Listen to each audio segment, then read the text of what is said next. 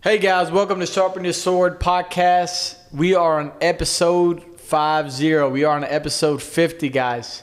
I want to start off by saying thank you so much for all the support. Thank you so much for giving us the support over the last, it's been a year and a half now, a little bit over a year and a half of the podcast.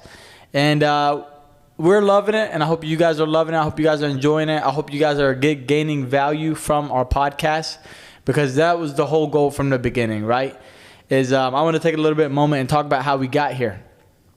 I always talk mindset. When I really learned through all the trials and tribulations and the hardships, I really started learning and getting a grasp on the mind, okay, and on mindset, mental health, and what the mind can do for you and what it can do against you, okay? The good and the bad. And so over the years, I kept, pushing and trying to gain success, and it was hardship after hardship. And the truth is, I probably lost the battle mentally for a very long time, okay? I will admit that, all right? Until I started learning more about the mind. And I finally learned, in order to become successful, it's the never-ending battle. It's a never-ending journey of pursuing perfection, pursuing greatness, pursuing a better life, pursuing a better version of yourself on a daily basis, okay? And I love the warrior mindset, and I love the samurais. I love all kind of warriors. But I connected to the samurais. The samurais carry two swords. Okay, they carry a short sword because back in the day, the houses were like huts, so the ceilings were very, very low. Okay, so you can't pull your long sword. The long sword was for a battle on the outside, right? And then when they got into the houses or the huts, they would pull the short sword. But the samurai carried two swords. Okay, and that made me think. After a lot of thinking, us humans, we carry two swords. We have to have two sharp swords. And Gio and I had a long talk. I haven't seen him in a while. I've been out traveling. It feels like it's been years, but it's been a couple of weeks or so. And when I don't see him, I talk a lot. And we started talking about the sharpness of people, whether they're sharp or not. But you can't be sharp if you don't sharpen these two swords, the body and the mind. These both have to be sharpened. These are our swords for battle, just like the samurais went to battle with their swords. Okay? And this is how I came up with Sharpen Your Sword podcast, okay? With the two swords, okay? And it's the pursuit of greatness, the pursuit of success, the pursuit of a better version of yourself, okay? The pursuit of becoming better as a human being, as a husband, as a wife, as an entrepreneur, as a businessman, as a brother, as a leader, as whoever it is. And in order to do so, you have to sharpen these two swords, okay? And so I was talking to people. I'm a jiu-jitsu black belt. I'm a coach. I own some business. So I always talk to people, and I always give them some wisdom, whatever wisdom I have, right? Whatever tips I have. And they kept telling me, one person after the next, kept telling me, like, hey, you should start a podcast. And so I was like, you know what? One day I will. Until I met this guy named Nate Milliken with Milliken Creative. Trained kickboxing with me. We trained for fights together. And he's like, Coach, you should start a podcast. And I'm like, bro, I'm not messing with that technology stuff. I'm 29, but I hate technology. I can't stand it. And he's like, bro, I will do it. That's what I do for work. And I'm like, what? And then all of a sudden, he sent me a list. I ordered it. Bam, podcast up and running. Okay, so big thanks to Milliken Creative, Nate Milliken.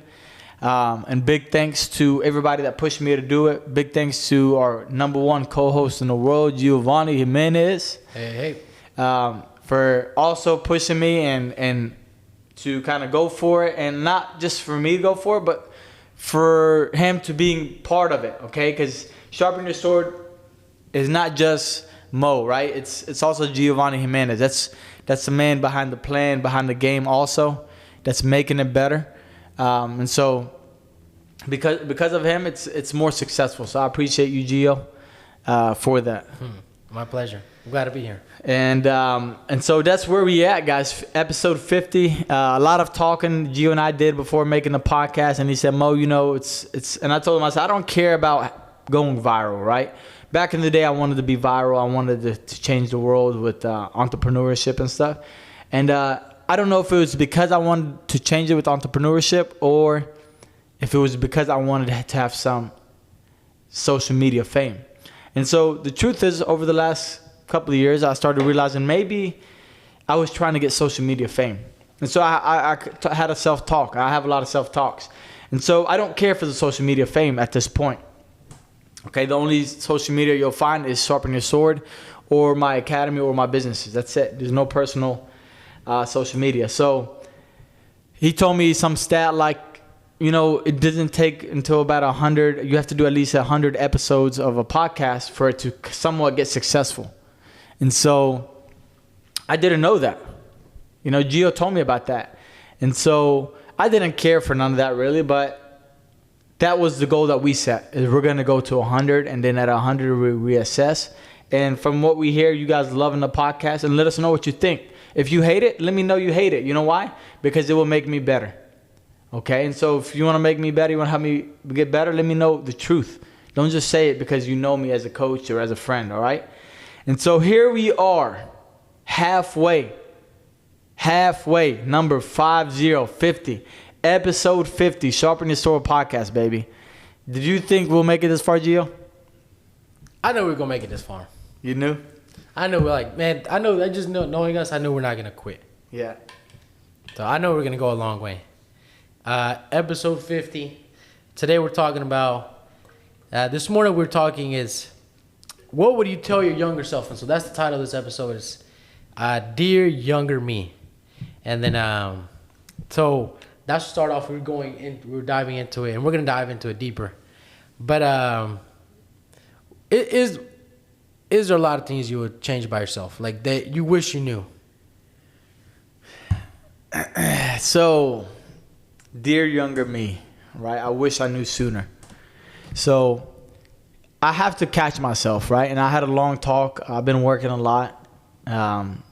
And my brother and I were on the way home. We had a long drive. And he was actually my younger brother. And I started telling him, you know, like, I could have done this when I was younger. I should have done this when I was younger. I was giving him like a list of things that should have happened. And so that's funny when you talked about this episode, because this episode was really like this weekend was like I don't know if it's an epiphany or I had like a moment with myself this weekend. A very big moment, like where I'm at and thinking about the past of me being my younger self, right? And so that's all I've been thinking about since Tuesday. Even at the competition, right? Because I told them, I said, I wanted to be at Worlds since I was a adult blue belt. And I never was able to make it happen. And even this year, I was going to compete at Worlds, and I couldn't make it happen. Too many things got in the way. So it's 11 years I couldn't make adult Worlds, right? Some people say you have excuses, whatever. It doesn't matter. 11 years I couldn't make it happen. But I wanted to be there so bad for 11 years. 10 years. It's first year I was a white belt. And I told them, I said, you're here. So many people wish they can be here. The young folks wish they can be here, but you're here. And so that already got me kind of, with my work going on, already had me thinking when I was young, right? Looking at where I'm at now. And that's kind of been like hovering over my head for a week now. And then we come in, we have this conversation today, and I met with somebody, and I'll talk about that later. I met with somebody yesterday, and he brought up his younger self. And so the point is, we're on this long ride home, and I'm telling my brother all this, and I'm trying to really give him wisdom and like, hey, I'm trying to guide him onto something specific right now. And I started bringing up the past, and he's like, man, like, what happened. Like, God has written this story for you in this way for a reason. Mm-hmm. It has nothing to do with what you could have done when you're younger. Okay? And that's true, because I tell myself that too. I believe God has written my story way before I was born, right? Now I have to make certain actions, right, that will kind of maybe alter it a little bit or put me in a different direction. But that was one of the biggest things he told me. And so I'm gonna give you some stuff that I wish I knew as younger. But I'm putting it this because I don't want people to drown in the thoughts of the past. Because what does it say? The past causes the future causes anxiety. And right? the past, depression. The past is depression, right? And so you want to be in the present. You want to be in the moment. And so the past causes depression. The future causes anxiety. And so I don't want people to kind of get caught up in what if I should have done this? What if? The truth is you should have. You effed up. Like, at the end of the day, that's what you should have done. Right? But what is the point of us crying about it? Yeah. And that was the whole point of my brother and I's conversation is what is the point of crying about it? We are here in the moment. We make what we have in the moment. We make it happen. Okay? And not cry about the past. But also sometimes you have to reflect on the past. You have to think. If I've reflected so much on the past, the last 5 years, it's changed my direction of life. It's changed me as a human being. If I did not reflect on my life, I wouldn't be a better version of myself. The truth. But the problem is you have to control your mind, because if you don't and you're thinking about the past, it's like a hammer on your head. It's going to knock you down.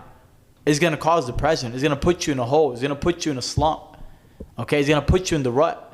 Yeah. You know, so keep that in mind when you think about the past. The past is the past. It happened. It doesn't matter what you do. You can never fix the past. But you can change the future. Okay? Doesn't matter what you do. Doesn't matter how much money you pay. I don't care if it's a gazillion dollars, $1 trillion. You will never get the past back. You will never have a redo. But you have a chance to make tomorrow better. Tomorrow, not yesterday. And so don't dwell on the past too long. Reflect on it. Okay, I can do this better. And move on. Okay?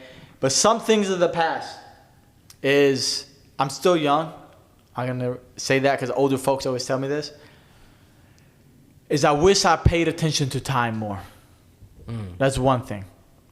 I thought I had time. And I do have time if God gives me life. Right? Yeah. I do have time. I'm not even 30 yet. It's next month. Oh, there. Nah, that's cool. Next month, big 3-0, baby. But, bro, and I feel like as I'm getting closer to 30, my gray hairs are coming in too. Like every day I'm finding them now. Really? In my beard, yeah. But anyway, it's just wisdom, I say. But you can't do nothing to get the past back. You can't pay for the time that's gone. Okay? So thinking I have time, okay, and I'm kind of like a guy with urgency. I got to do it. If I'm gonna do it, I'm doing it all the way. Let's go. Yeah. Okay? Because I'm running out of time. Every second that passes, you're closer to your deathbed. Now, this can drown a lot of people. This mindset can eat up a lot of people. But every second that passes, you're closer to your expiration date. That's it. So what are we doing with the time that we have? 24 young. Yeah. 21, 20, 18, 17, 16, 19, 23. What are you doing with your life? Are you wasting it away or are you making something out of it? I told my brothers, I remember being 18. And now here I am, about to be 30. Yeah. Blink of an eye. 18 to 30. Blink of an eye. 12 years. And the whole time, I thought I had time. Now thank God. You know, all thanks to God. Because, I wouldn't be where I'm at. I still made progress. Now, is it the progress that I wanted? Is it the sharpen your sword mindset, the extreme mindset? Like, you know what I'm talking about, right? Yeah. Just unbelievable amount of progress. Thank God for what I have. Success. But if I stayed the course even harder, right, and I was more focused, I would have more possibly. I would have made it more, right? I like to be efficient as possible and make every second count. And so thinking I have time this is one thing, like I would say to the younger generation, is you do have time. The truth is you do. Until you don't. This is the problem. You have time until you don't. And until you don't part is what people don't realize. They live in this fantasy world. They live in this life where everything is going to be okay. I don't have to go after my dreams right now. I don't have to do it right now. Okay? And they're young and they're happy and they got this twinkle in their eye and everything it's all sunshine and rainbow. They have time at the moment until they wake up and they don't. Yeah. And they have nothing to show for it. And they're not living the life they want. They're not happy. They're not enjoying life. They didn't go after the things they want. They didn't fight for the things they want. They just settled. And then the rest of their life, it's a miserable cloud, like it's a miserable life with the cloud on your head wherever you go. And I've seen people tell me these things. I've heard people tell me these things, and I've seen it with my own eyes. You have time until you don't. So you make the time you have now count. You make the time valuable. You take advantage of the time you have. Yeah. That's probably one of the biggest things, I would say. This is probably one of the biggest things, you know, because there's a couple goals I kept pushing that I could have done 5 years ago until recently. And I said, F it. Jump head first, right? Because I'm about to hit 30. 30 for me is like, okay, I'm about to be 30, right? It's the next bracket, right? 30 to 40 and then 40 to 50 and 50 to 60. Mm-hmm. So I looked at it as like a next bracket. Like I'm out of my 20s. I ain't no boy. Yeah. So I got to do what got to be done now. Yeah. You know? That shit crazy. You're never going to go back and put a 2. That's it. But I was thinking the other day. So that I became 24. God bless. God has gave me 24 years. May he give me another 24 more, right? But it's like that song, I think Gangsta Paradise, Will I Live to See Another 24? But I was thinking, so I started working full-time when I was 17. So I remember I was still in high school when I started working full-time. Now, I know there's kids in China working at the age of 5, but I started working full-time, and I haven't stopped working full-time since 17. And then one big thing that I never really thought about, like, I rarely miss work, you know? What happened to that? What happened to rarely missing work? But anyway, I would talk to my friends, and motherfuckers miss work all the time. This dude, I know this one guy. He lied that his grandma died 3 times, right? I'm like, but your manager was like, wait a minute, how many budget grandmas you got, bro? You already killed off the last 2. And now you got a 3rd grandma. But 7 years, the point is, 7 years up to this point, I've been working full time, right? And it's like you said, it's like you got time till you don't. And I look back and I'm like, 7 years, budget, that's almost a decade that I've worked full time. You're getting full time checks, right? With budget, I didn't always have full time responsibility, right? Like I'm gonna have, like I have now. But it was like, bro, what the fuck did you do with those 7 years? Like, what did you build? You know what? Like, what did you do with 7 years of full time work? Like, man, I fucked them off. That's what I did, right? And then, but again, like, I don't get depressed thinking about it, right? Because you gotta look back and like, there's this quote by Jeff Bezos says, "You can't connect the dots looking forward. You can only connect them looking backwards," right? And so I can connect the dots and see what went wrong. But it's good to look back and look at your mistakes and be honest with yourself. Like, hey, yeah, if I got that, probably did. If I just messed, like, screwed, had a layaway year. If I'm gonna throw this year, whatever, right? But it's good to reflect, look back on it, and learn from that. Mm-hmm. You know, not everybody's perfect. No one's perfect. But it's good to look back and reflect, not to be depressed and be like, oh, but I didn't do this, I didn't do that, I didn't. Cause, you know, they say that the best time to start something was yesterday, and the second best time is today. Yeah.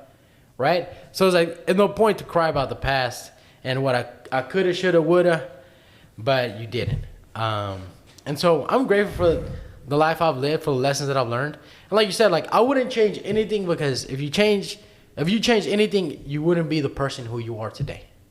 You know? So, and also when they ask people like, oh, would you change anything about your childhood?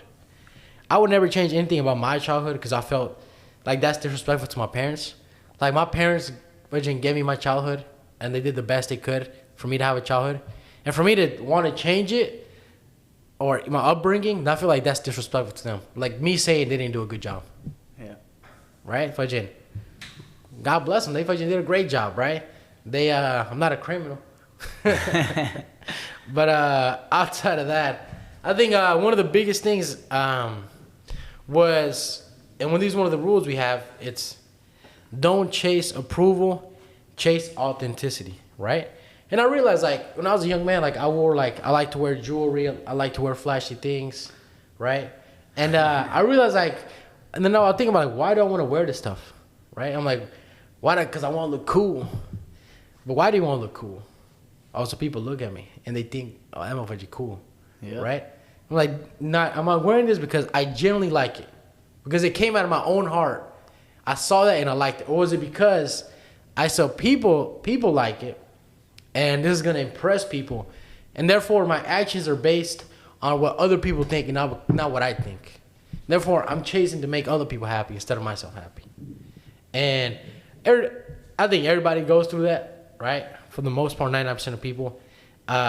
They do things for approval, whether for themselves, whether for the family. I know a lot of people, they go to college because they feel peer pressured by their family. Or I don't want to disappoint, right? Like, this is jokes like the Indian families. They're like, you're either doctor or lawyer, right? Which one are you going to be? Yeah. They're like, so I went to school because I feel pressured to go. Right. To live up to the expectations. But if you're living up to other people's expectations, you're not living to your own. And when you look back and reflect, like, damn, bro, I wasn't living my life. Then you'll hold resentment and maybe be depressed, which you shouldn't, right? But it could lead you to that. And that's the sad thing. Most people are living a life for others. They want somebody's approval. They need somebody to give them the thumbs up. They need somebody to do that. And the truth is, when I was younger, and most people, when younger, they look for approval, right? They dress a certain way. They talk a certain way. They talked a certain way. They walked a certain way. They acted a certain way. They posted a certain way.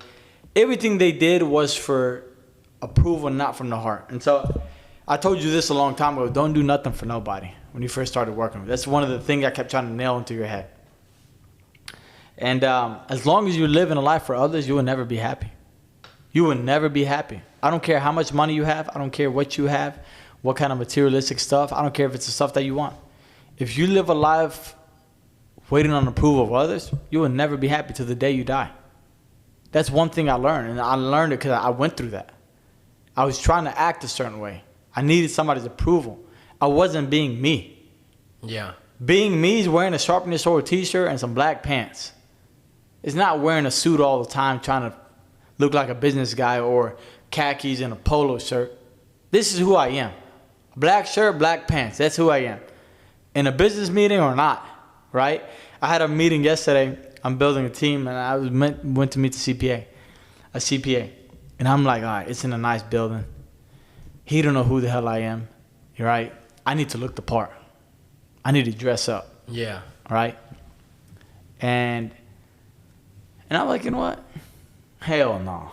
I went in a black t-shirt and joggers. Yeah. I'm being honest. Some people will call me crazy for doing that. Right? But I'm like, you know what? He's going to work with me for who I am, or he don't got to work with me. Simple as that. I'm not going to prove myself to you. Now, in some aspects, yeah, in a business meeting, I might have to wear a suit. I have something big going on, I wear a suit, right? But for me to do it to prove to you my worth, I ain't doing it. I'm not doing it. I told myself, I said, I'm not doing that. This was yesterday. I will not do it, right? And so my younger self would have dressed up, put a nice watch on, khakis ironed, shirt ironed, clean beard, clean cut, look like a professional. Yeah. Like a real businessman, right? But at the end of the day, I already didn't want to go meet this guy already. First of all, I hate these things, right? And then all of a sudden, I have to also fake fake who I am. No, we ain't doing it.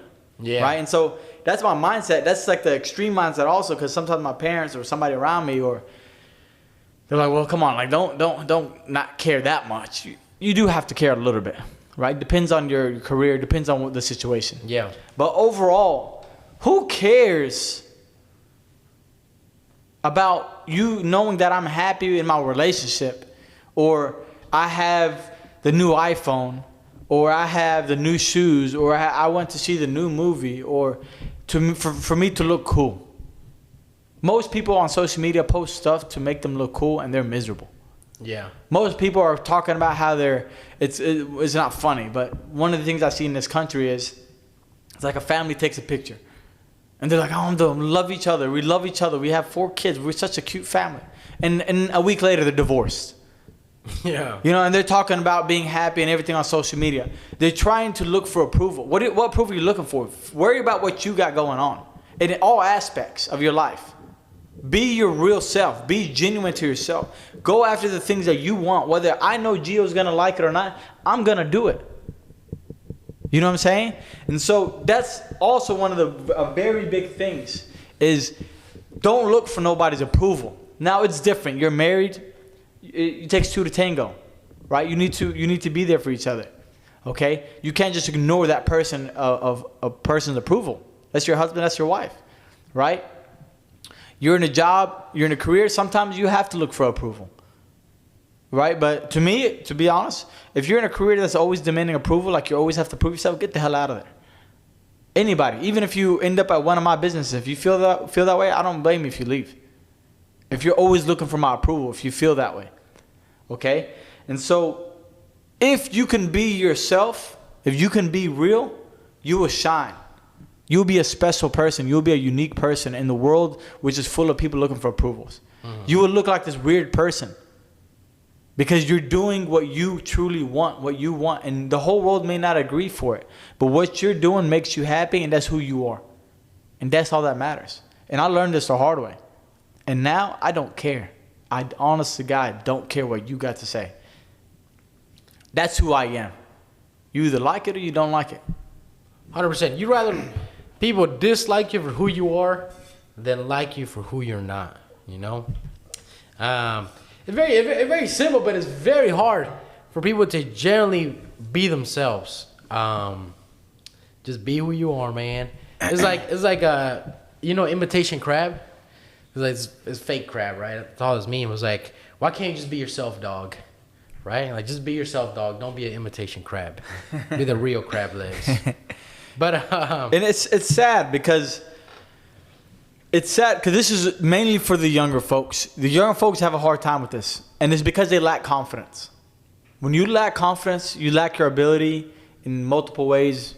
You know, being physically strong, mentally strong. You look to please people.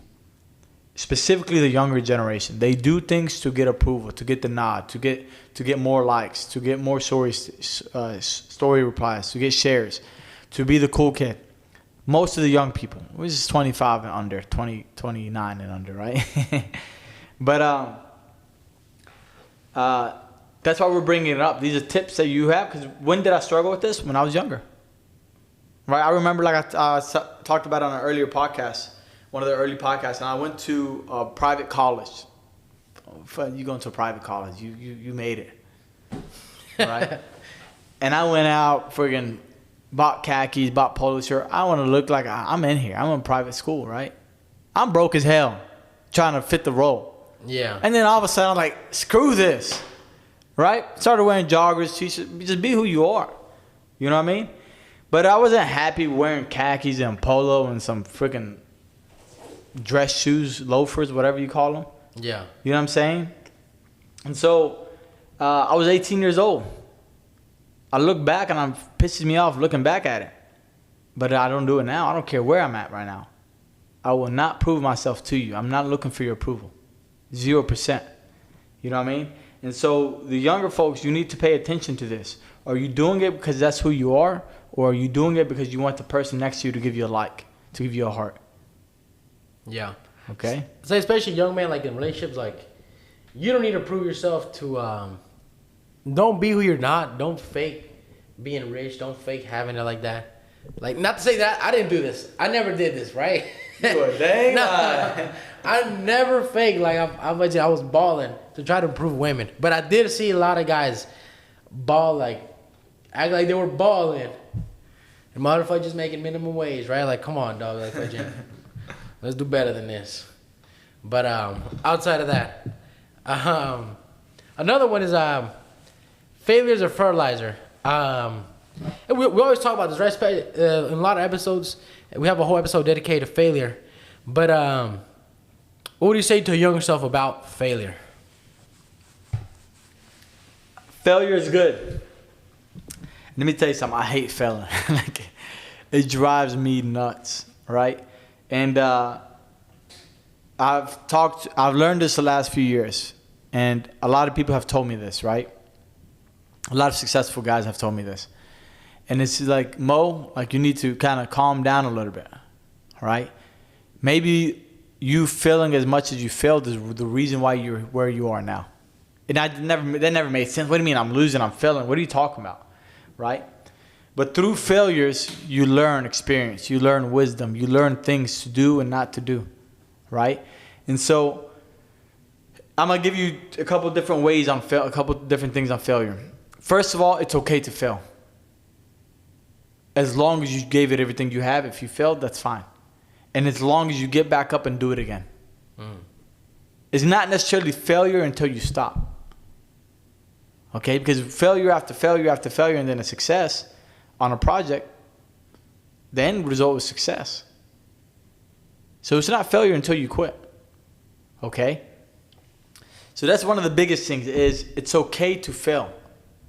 Okay? Use your failures as a blueprint. Okay? My first brick and mortar business I opened up, I was 18 years old.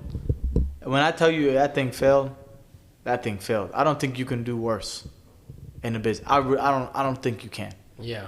I honestly, I don't think you can. I don't know what the hell I was doing. But I remember I kept working. I went to work every day. Stomach bug, sick, not sick, sleep, no sleep, responsible. I went to work every day.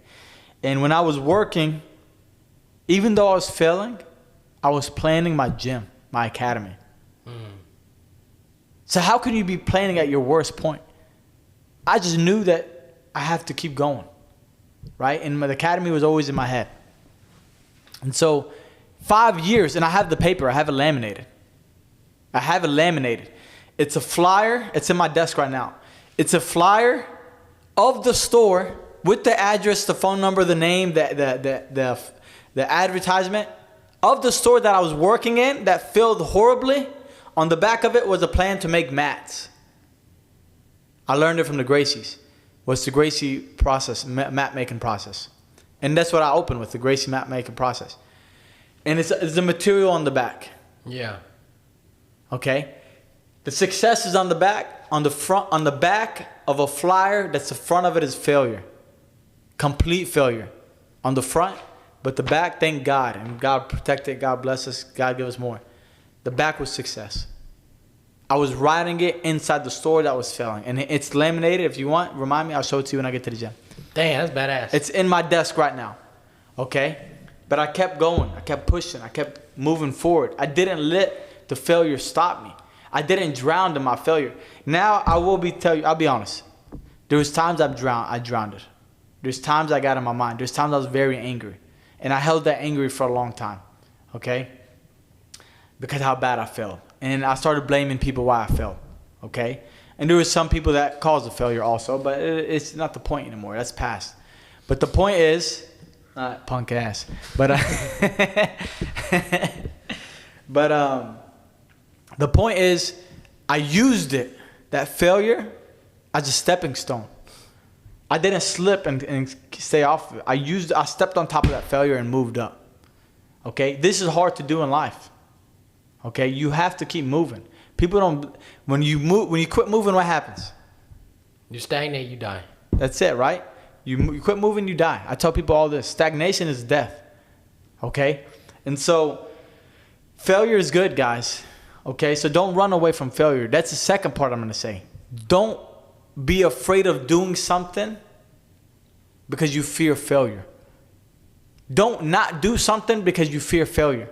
Because so-and-so is going to laugh at me. So-and-so is going to laugh at me. Guess what? So-and-so is not going to pay your bills. So-and-so, I don't care who it is. It could be your mom, your dad, your brothers, your siblings, your cousins, your grandma, your auntie, your best friend for life. Whoever it is not going to want the best for you like you want the best for yourself. Yeah. Your parents are going to want a lot of good for you. But it's not like you. wanting what you want for the rest of your life was going to create happiness for the rest of your life. Nobody's going to want your happiness for the way you want it. Okay? So if it's failure, the fear of failure stopping you, jump. Now do this with precautions, okay? Do this at your own risk. Yeah. You know, because sometimes you jump and it goes south quick. You jump and the parachute doesn't open up, okay? I am willing to make that jump. For me personally, I am willing, because one thing that I will not do is I will not get to my deathbed and have the list of regrets because I was afraid of failing. I would rather fail 1,000 times, and on 1,001 I will hit it. I firmly believe that. I firmly believe I can work until the day I die, and I can fail, and the day before I die or the day I die, I will make it. That's my mindset. Okay? So I'm not gonna let the risk of failing prevent my happiness. I'm here for, if God gives me health and wellness, right? This is the big 100. Let's just say 100. Most people don't make it to 100. Let's just say 100. I have 70 years left. I've already lived 30. 70 years is not that long, cuz I don't care who you are. Yeah. Right? The truth is most people make it 65, 70, 75. I'm already almost at the halfway point. Do you think I care about failing right now? Do you think I care about what you got to say to me for your approval? Keep your approval. I don't need that damn thing.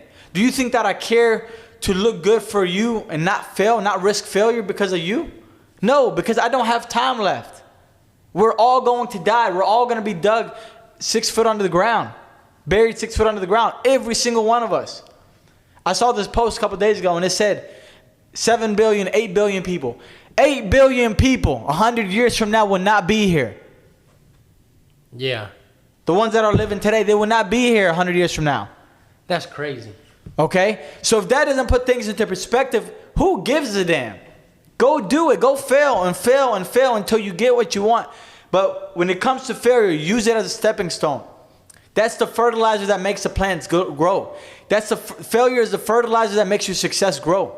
Step on top of that failure onto the next one, and eventually these failures are going to carry you to the top of the stairwell. That's how you need to look at it.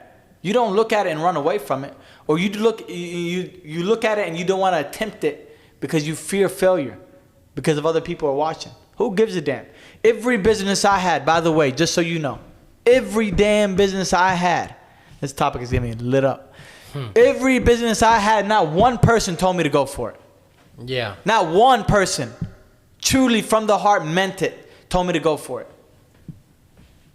So you didn't think that I care at this point in my life?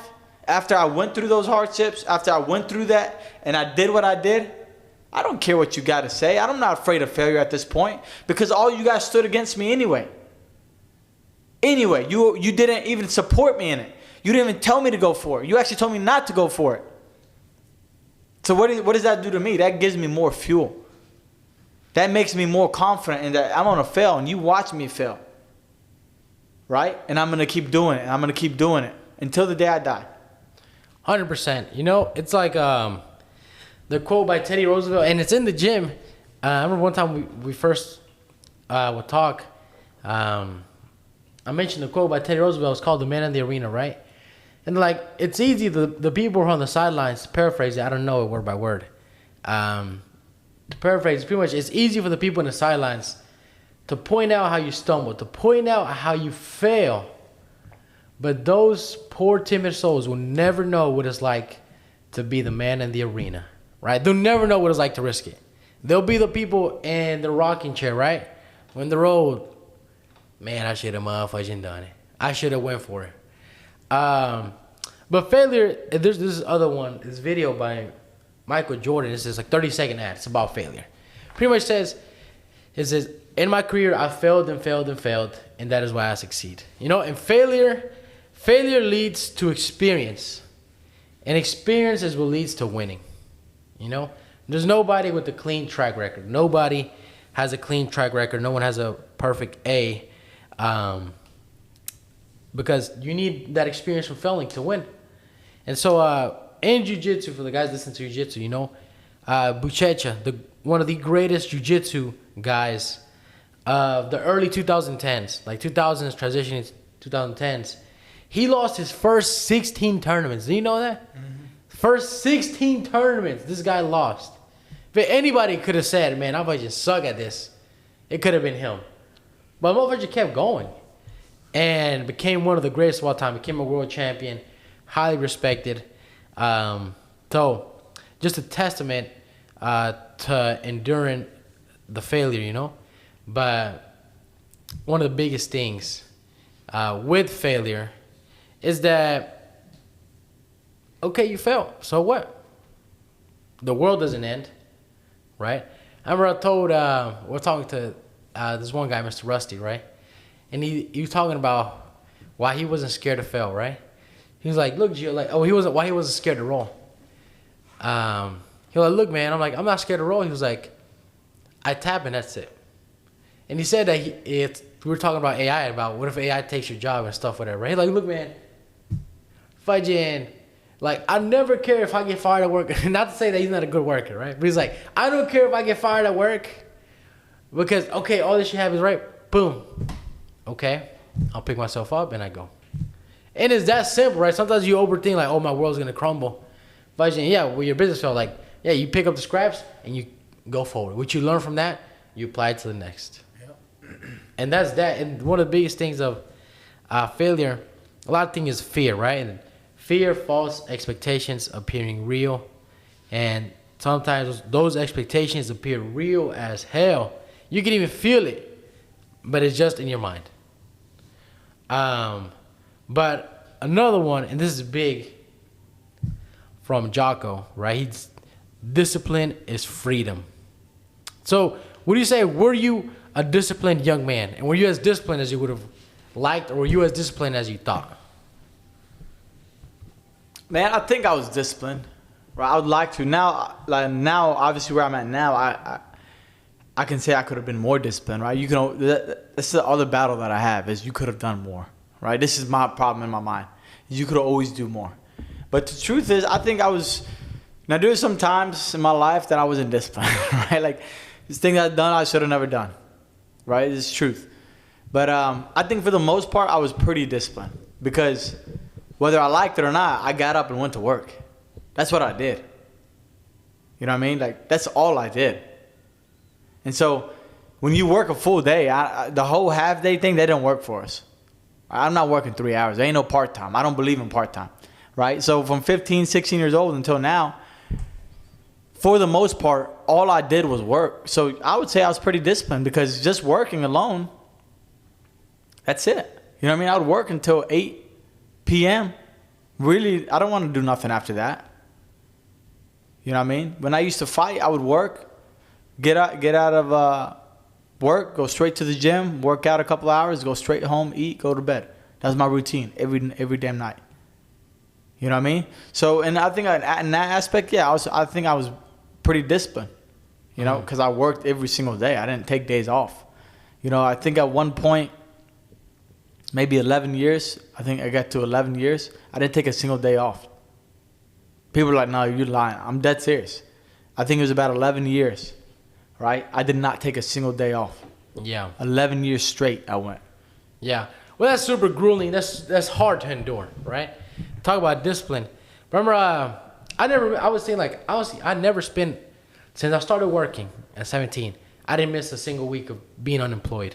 I was always employed. And thank God I had great employers. But to be honest, if you can't find a job, that's a you problem. You just don't want to find a job. You know how many people are hiring?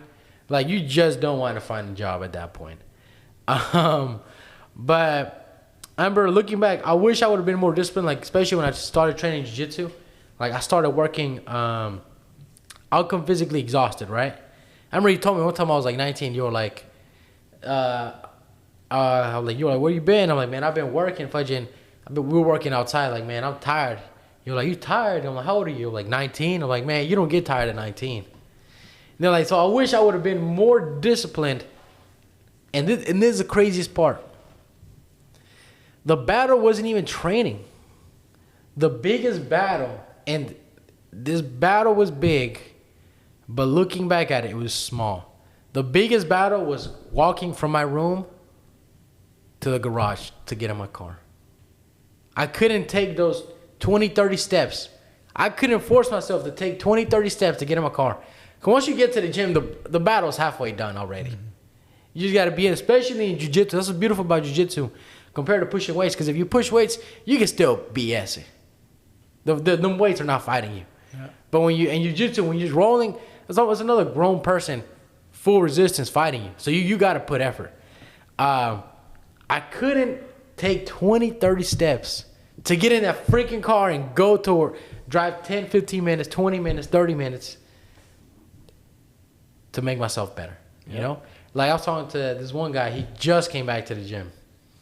And he told me, like, man, you know what? I'd been on him about, like, bro, where you at? When are we gonna see you again? Where have you been? He told me he actually drove to the gym, got to the parking lot, and then drove back home. I'm like, bro, you already won the battle. You came all the way here, which is the hardest part, and you drove away. Like, yeah, imagine. I just something got into him, right? So, in honesty, it's like looking back on it, like I changed temporary pleasure at that time for discipline. So I changed discipline to have temporary pleasure.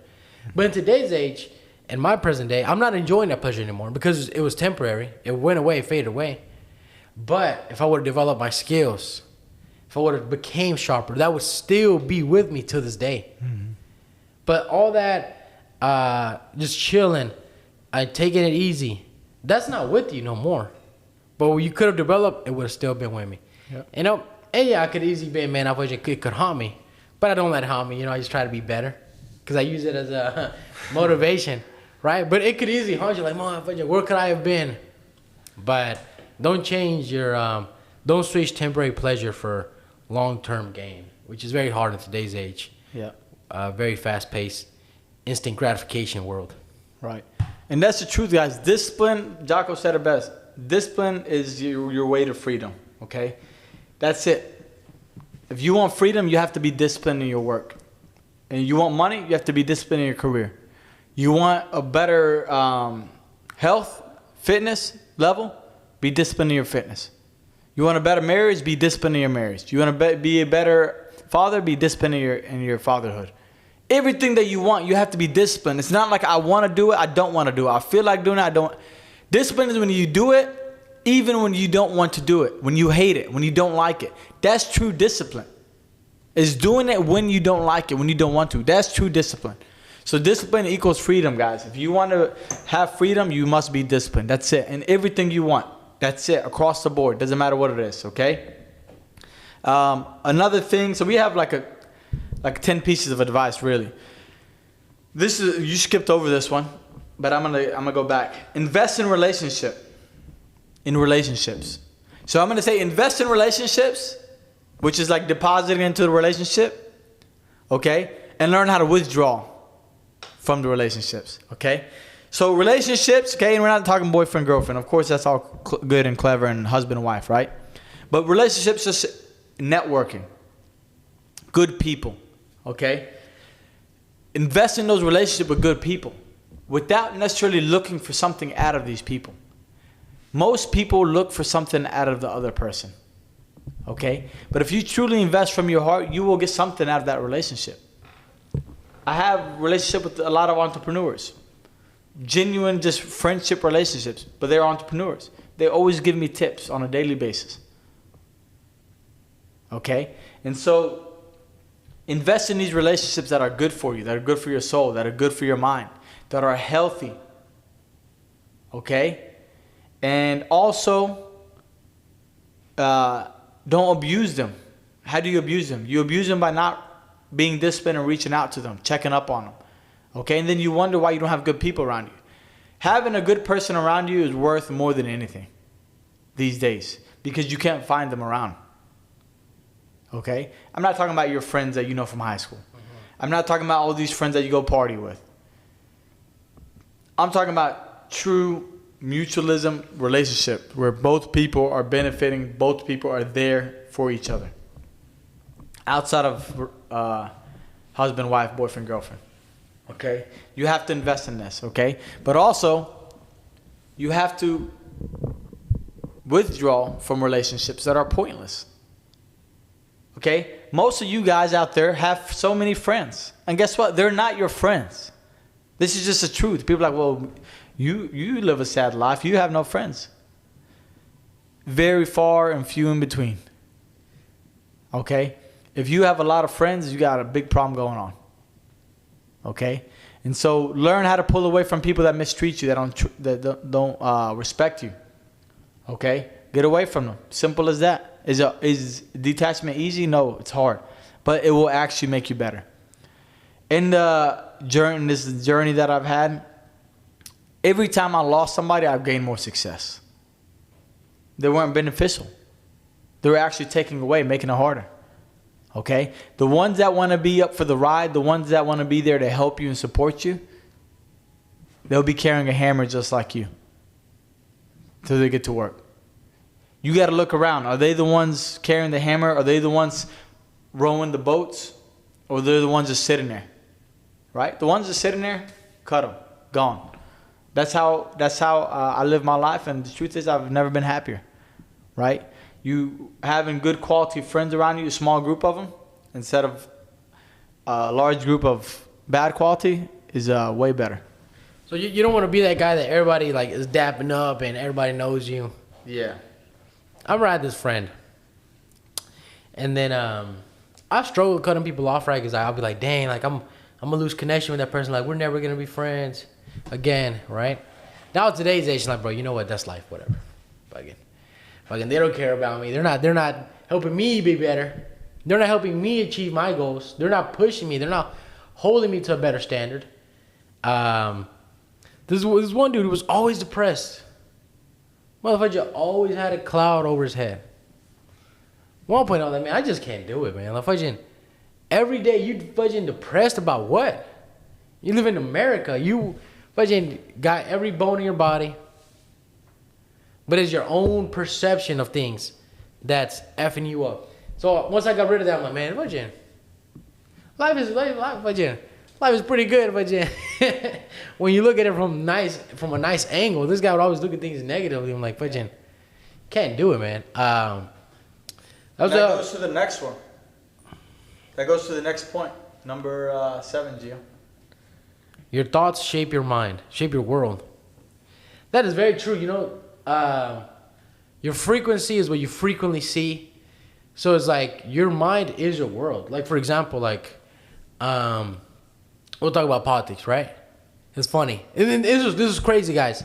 You notice, back when Biden was rampant, like people that dislike Joe Biden, motherfuckers, you would think Joe Biden fucking banged their wife the way they talked about Joe Biden. They hated Joe Biden with their guts. Motherfucker Joe Biden, motherfucker Sleepy Joe, motherfucker Joe Biden disrespecting the hell out of the president, right? But then now you got Trump. And people have like so much hate for Trump in their guts, right? And now granted, there are also people that blindly follow either Biden or Trump. But like they poison their mind with politics and with Facebook and with rage and Twitter. And all they hear is just is anger and toxicity, and they spew that into the world. It's like, bro, if you're always hanging around somebody and they you always get riled up talking to them, right? Or you fucking start talking bad. Like, for some reason, when you talk to this person, all conversations are like talking negative about people. Like, man, that's not a fucking good person. Like, why are we not talking about good things? Why are we not looking forward to the future? Why are we just... But that is one of the main things in today's age. People let politics cloud up their mind too much, and all they see is the negativity in the world. And social media is not real life. Social media is not real life. You disconnect. You talk to a fellow countryman. Hey, you know, we actually get along pretty well. People are not as effed up as they seem to be online. Mm-hmm. But I remember one time, it was funny because I used to watch politics, right? And when I worked in construction, I used to make this guy mad because I would always say something to him about Joe Biden, and he started going off about Joe Biden. And this was hilarious to me because to me, I was bored, so I want to hear. This guy was just ranting about Joe Biden. And he was like, Gio, he was like, every time I get around you, my blood pressure just starts rising. I'm like, shit, man, I'm going to kill this old man because I always had him riled up about Joe Biden. I'm like, because I'll be like, man, you hear what Joe Biden did, bro? What'd he do, bro? Now, he probably should have cut me off because I was just making him mad, and he didn't know, right? But you want people that talk positive things, that well, that was for relationships, but your thoughts shape your world. Like it's if you see sunshines and rainbows, it is sunshines and rainbows. God bless. Like for the most part, I look at the world as a good thing. Like this one friend of mine, right? He told me he spent like a lot of money on a new roof, and roofs are not expensive. So he changed a new roof, right? And I was like, man, that's a good thing, bro. Like God has blessed you with the ability to spend that much on a new roof. That's a good thing. Think about how much God has blessed you. You can spend that money on a roof. Right? He was like, yeah, like one of my friends told me the same thing. And it's like, but other people, they'll be fucking pissed. Oh, motherfucker, I got to spend all this money on the roof. I could have used that money for this. Or why does it got to happen to me? Or why did they fucking make this roof bad or whatever? Man, thank God you have these problems. Mm-hmm. Like we have first world problems like, fucking, oh, I got a ticket. People don't have a roof. People don't got a roof. You get a car ticket, right? Fucking, thank God you got a car. Thank God you have the ability to pay the ticket. You got to be grateful. I always tell people like, fucking, there's people in the other side of the world, fucking, they wish they had your problems. Yeah, it's funny because I was talking to somebody the other day, got hurt, and I was just sitting in the airport. I received the call. And I'm like, I'm gonna answer it. Yeah, I know he's going through hard stuff. And I was like, look, man, don't be upset, because I know you're down. Like, because motivational mode is going to come out, right? And some people don't like it, but the truth is, you can look at it either way. If you sit there and cry about everything that's going wrong, are you benefiting from it? No. If you notice what happens, just get worse. It gets worse. If you sit there and talk positive and good things, what usually happens? It gets better. It don't take a genius. We don't need no scientists. We don't need anybody to go figure this out. Do this on a daily basis and see what happens. Okay? What you think is what's going to show. If you have a rotten mind, it's going to show in your actions. You're going to be this guy that's always whining and crying. And this is what we have in 2025. Okay? This is what we're going to have what we have in 2025. It was funny because I was in the airport line getting a cup of coffee. And I'll be honest with you. And I was sitting there. I wasn't positive. I was very negative. Right? And I was walking in the airport. I was already pissed. It's 5 a.m., 4 a.m. in the morning. It was just me. I was in California. I was leaving to go to work. And I actually made a post about this on my story. And I talked about the rat race. You saw that post? Mm-hmm. And on the way to the airport, I was thinking, well, these motherfuckers are in a rat race, and I'm in it too. I'm just in it in a different way. Like I have different goals. Everybody's in it for a different way. I'd like to think my purpose is great, right?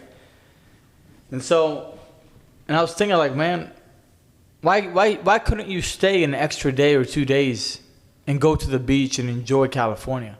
Now, I couldn't. All right, some people say, yeah, you can. Like my brothers and my dad, like, hey, no, you could have, but you just chose not to. It doesn't matter. I'm going to say I can't. I have work to do, right? And anyway, I'm upset. I'm honestly down. I'm upset. It's negative mindset. Because I was walking the airport. I didn't even say nothing to nobody at the airport. Literally just handed the passport. Not a single word. Threw my stuff on the TSA thing. Walked through. And I'm walking. And I just remember looking at like the screen, and I remember thinking like, why can't you just stay another day, 2 days? Why don't you go enjoy good food? Why don't you go enjoy the beach? Like, why are you doing this? And so it made me think like, damn, well, that is right. Why are you doing this? Now I know why I'm doing it, but this is where like when the mind gets negative, it starts dragging you down. It's hard. Like I'm working all the time. I have a lot going on, right? And I walk into this line. I'm like an hour early, right? I walk in this line, and if you know me, I get my coffee and my muffin. That's my breakfast. Right? Like my mom makes fun of me. Right? Yeah. There's like coffee and muffin. That's it. I tried different muffins, but coffee and muffin. I jump in this line. I could look. I'm like, man, should I stay in this line? Something told me to stay in this line. Honest to God, something told me stay in the line. And there's like 20 people in front of me. And I'm like, bro, you ain't staying. I'm not staying in no damn line for coffee for 20 people in front of me. And they're moving slow. And I'm like, you know what? F it. Quit acting like you're in a rush. You can't go anywhere anyway. You're going to be waiting at the gate. And next thing I hear this old voice. You're a competitive axe thrower? I look back. And she had this old lady. Had the biggest smile on her face. Right? And I'm like, no, that's my jiu-jitsu comp team. It's my team. I have a jiu-jitsu school. And she said, oh, okay. You know, because, you know, the logo is 2 axes. Yeah, it's funny. And, but my mood changed right away, first of all. Right? But anyway, we started talking. And we had this talk for like 15, 20 minutes in this coffee line. And one of the things that we talked about is how negative people are. Right? And so it's funny to see that. But how negative people are. And that's because it's your thoughts.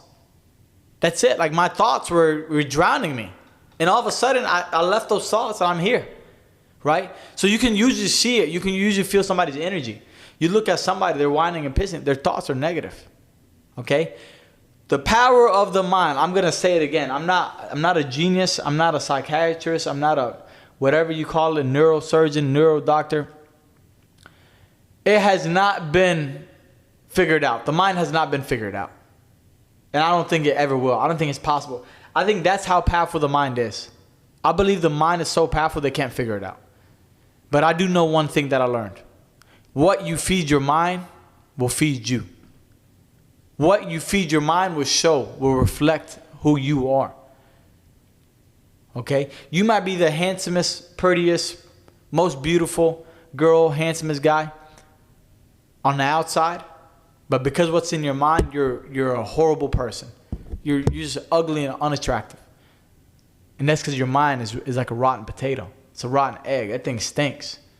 Yeah. It's the same thing. And what feeds that is your thoughts. You have negative thoughts all the time, you're going to have a negative energy, a negative vibe. You have positive thoughts, you're going to have a positive vibe. Good vibes. So don't let your mind run wild. Don't let it run rogue, guys. Have control of your mind. Yeah, you know what a man is? A man is what he thinks. And you see it in people. Yeah. Right? And, but here's my favorite. It's always talking about this. It's, comparison is a thief of joy. Right? Comparison really is a thief of joy. But this is what I think. Like for me, like I'm a 24-year-old young man. There's this 24-year-old basketball player, right? I just got back into the basketball this year. His name is Anthony Edwards, right? He's 24. He leads the team, right? And he's like a superstar. He's one of the best players in the league, right? And I find out he's 24. I'm like, oh shit, he's 24. Like, damn, that's my age. Like, that's pretty cool, man. Like, he's my generation. Like, we would have been in high school together. We went to the same high school. Like, that's pretty cool, my man. I hope he keeps doing good. But what happens? Another 24-year-old, right? They'll see that and they'll feel less. They'll feel insecure, right?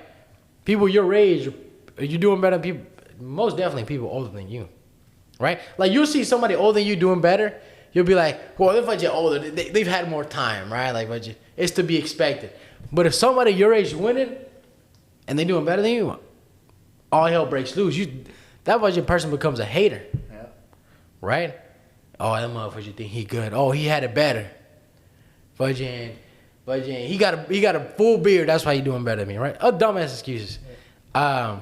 But when you don't have a purpose in your life, when you don't know where you're going, that's when you start hating. But like, I don't hate that dude. God bless him.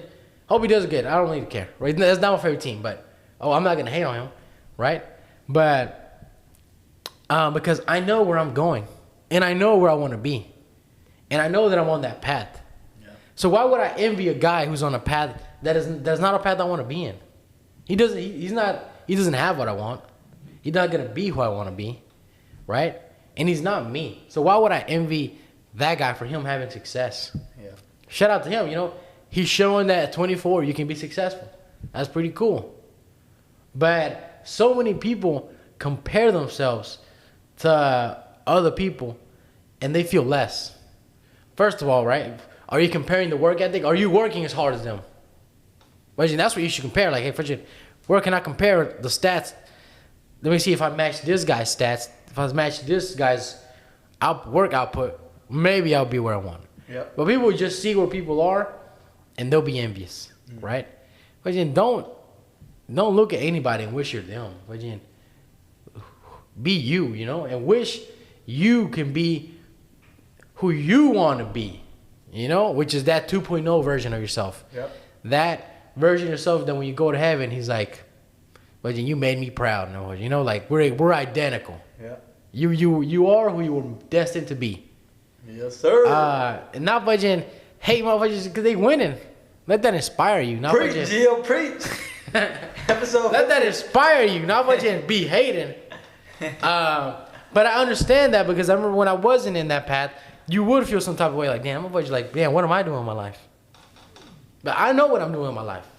I just got to keep working on what I'm doing. And I'm going to be where I want to be. So I'm not going to hate. You know? That's it. So Gio turned episode 50 up all the way.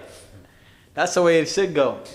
Comparison is a thief of joy, guys. That's true. Everything Gio said is perfect. I don't think you can say it even better than that. Comparison is a thief of joy. Don't worry about their path. Worry about yourself. Worry about your path, okay?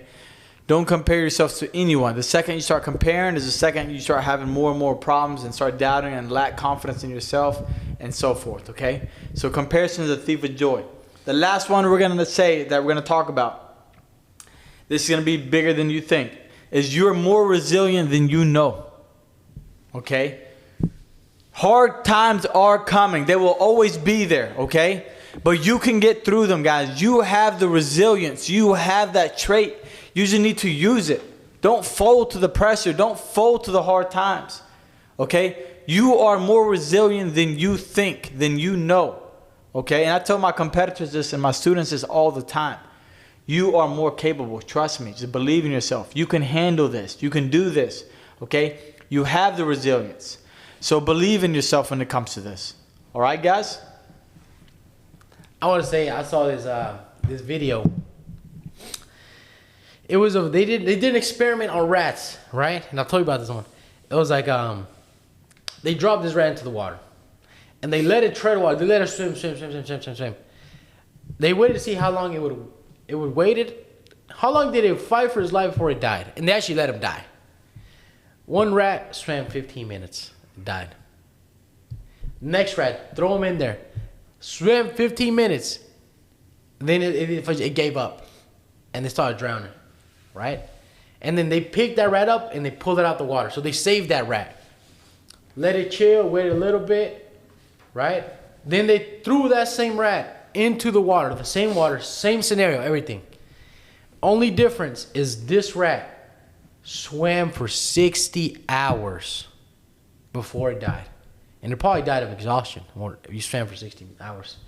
And it died. And the reason that it went from 15 minutes fighting for its life to 60 hours is that it had faith that it was going to be saved, that it was going to live.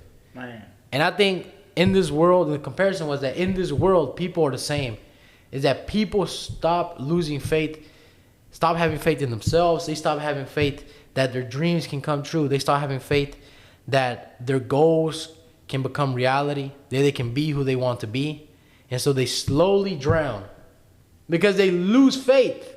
But that motherfucking rat that knew it could be saved, that knew it could happen, it kept going to the end. It died trying, knowing it could happen. And the other rat that lost faith, 15 minutes, all it took. Powerful. Powerful.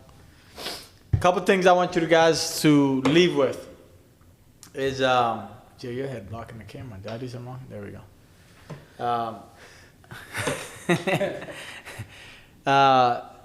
Dear Younger Me, that's the title of this, guys, okay? And again, like I've been working a lot of things going on, blah, blah, blah. And I feel like people have been put in my way to kind of maybe reassurance or whatnot, or to remind me. And so that old lady in the airport was one of them, okay? And then yesterday was another one. I was telling Gio about this. And it's funny because Gio talked about being your younger self, and then the old lady, and then somebody else mentioned it yesterday. So I felt like it was a culmination of all these things to make this freaking fire episode of episode 50. But I had a meeting with this guy, CPA, and building this team, whatever. And I love business, but I hate meeting people. I don't know if that makes sense, right? Like I can't stand it. Like I can't stand meeting people. I can't stand paperwork. I can't stand none of that. But I like business, right? Yeah. So I'm already dreading like going, right? I already had the whole thing. Should I dress up or not? Like screw it. I'm traveling. I'm not dressing up. I'm wearing joggers. I'm gonna fly out, right? So I'm already in this battle, and then I'm like, all right, I'm gonna meet this guy that's a stuck-up business guy, old, think he's the shit. And so I walk in. Hey, my name's Mohammed. I have an appointment with you at 10. Cool. Let's go into this next office. Went into the next office, started talking. I got into it right away. Started talking. And we're talking, and he's starting to ask me a lot of personal questions too, like not personal, but like pretty much trying to figure out my story. And this guy is an older guy. His office had all these sports shoes signed by NBA athletes, and all these basketballs and all these jerseys like signed by NBA athletes. And older guy, all gray hair, just a little bit of facial hair. I would say maybe 60. If he watches this episode one day in the future, I hope I don't get it wrong, but I want to say in his 60s. He was all gray hair. We're talking, and he's a CPA. He's an accountant, right? And he asked me my story, and I told him my story. And I told him my plan also. I have to tell him, right? It's financial stuff. I got to kind of tell him everything. And he looked at me, and he said, one thing about you is you have no fear. I can see that. You're not afraid. You have no fear. And he has this pen. Let me see if I got a pen. You got a pen on you? He has this pen, and he leans back like this in his chair. He leans back in his chair like this, and he starts twiddling with this pen. It was like a movie. Like it was weird. Like it was a weird moment. And he has like this twinkle in his eye, and he like this smile, right? And he looks at me. He said, "Man, I love your enthusiasm. You kind of like relit something like in me. Like kind of you make me want to do this with you." And that's when he told me about you have no fear. And that's not the point. This is tips for you guys for your younger self, dear younger me. And he says this, and honestly, I got distracted because then my mind started going wild, right? And he says, you have no fear. And that's one thing that I wish, that I regret when I was younger, that I went for it because I didn't go for it. Damn. And dude, it was like, boom, stabbed to my heart. Like I felt it in my heart. And because we talk about this on multiple podcasts, multiple episodes, we talk about this all the time. But for me to hear it from this old guy that's looking at me, and he's telling me the only thing that I wish, the only thing that I regret was I had no fear and I went for the things that I wanted when I was growing up, when I was getting older, when I was younger. To me, it lights a fire in my heart, in my chest. To be honest with you, like right now, I feel it. It makes me kind of sick, but it also gives me motivation, and it makes me want to drive more. It makes me want to work harder, because I cannot be that guy sitting in the office with the 29-year-old, the 20-year-old in front of me, telling him or her that the one thing that I wish was that I went for it. The one thing that I regret right now. That's the only thing he said. I regret it. That I did not go for it when I was younger. Which he obviously had things that he wanted to go for. And he told me fear stops so many people's dreams. And he went on a spiel, and I'm like, bro, I'm going to get you on my podcast, right? But he went on a spiel. Fear stops so many dreams. Yeah. It stops what you want to, it stops your life. Go back to the last episode. It puts you in survival mode. It doesn't let you live a life. That's fear. Do you want to be that guy that regrets? Has a list of regrets on the deathbed? Do you want to be that person? Nah. Okay? And a lot of people have regrets. It is what it is. But this is for the younger generation. I'm telling you, dear younger me, guys. And for me, I told you this earlier. We talk about it. But it's different when you have somebody in front of you, 2 feet away from you, look you in your eyes and tell you, the only thing that I regret was not going for it because I was afraid. If that does not like enter your mind, if that does not touch your soul, like I don't know what will. Okay, this is the biggest thing for you guys is go for it. Don't be that person that has the regret at the old age and say, I wish I did this. That honestly tore me up. I've been thinking about it since yesterday morning. Right? It only supports the message of Sharpen Your Sword. It only supports these episodes. Don't be that. Don't let that regret set in. Don't let that list of regrets be long when you're on your deathbed. Go live your life. Enjoy your life. And these are just some of the things that we gave you today on tips for your younger self. You know? If you're young, you have time. Even if you're old, you have time until you don't. Okay? And the until you don't part comes when you don't put effort. You don't put one foot in front of the other. When you don't go for it. When you don't go for the leap. You know what I mean? And I told this guy that, bro, you're talking to the wrong guy because I just jump sometimes. And he told me, he's like, bro, you got to bring it back in. You got to be smart. Right? Can't be too aggressive. All right? And I told him, I said, look, I'm going to take your wisdom, okay? But that's the point, guys, is go for it. You talk to me, I'm going to tell you jump. Figure out if the parachute pulls later on. You know what I'm saying? Yeah. You know? I believe that's how you live life. I don't want to survive this life. I want to live my life. Okay? And I want you guys to live your life. So the whole point of this episode is to kind of make it a powerful, meaningful one for you guys to take it and implement this right away. Okay? Take advantage of it. You got anything you want to add, Giovanni? That's it, man. Don't let fear stop you. Don't let fear stop you, guys. I want you to do this, and just a little homework for you. Make a journal for yourself, okay? And write these things. What do you wish you knew when you were younger? Okay? What are you proud of? Okay? And what hard moment are you grateful for now? All right? And read those answers once you answer them, and look back at it and reassess and reflect so you can move forward and do better things for the years coming. Okay? Growth takes time, guys. Success takes time. All right? But every time you try, every time you go for it, you get a little bit closer. All right? You are resilient. You are capable. You need to sharpen your sword on a daily basis so you can get sharp and to conquer this world, to conquer this life. Okay? And become the best version of yourself, for your community, for your country, for your family, for everything. You do it by sharpening the sword. Okay, that's how you do it.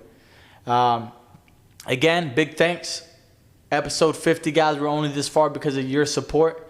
We wouldn't have made it to episode 50 if it wasn't yours. We're halfway to our goal. At least halfway, right? We just set a goal of minimum 100. And we'll see. Okay? But thanks for all the support. Thanks for the likes, comments, shares. Subscribe to our YouTube channel. Follow us on Instagram at Sharpen Your Sword. Share with your friends and family. Share the episodes, guys, so we can share more value and help more people, okay? Invest in some of your friends by sharing this episodes, sharing the podcast with them, all right? Hope you guys enjoyed this, and I'll see you on the next episode of Sharpen Your Sword podcast. Peace out. Peace.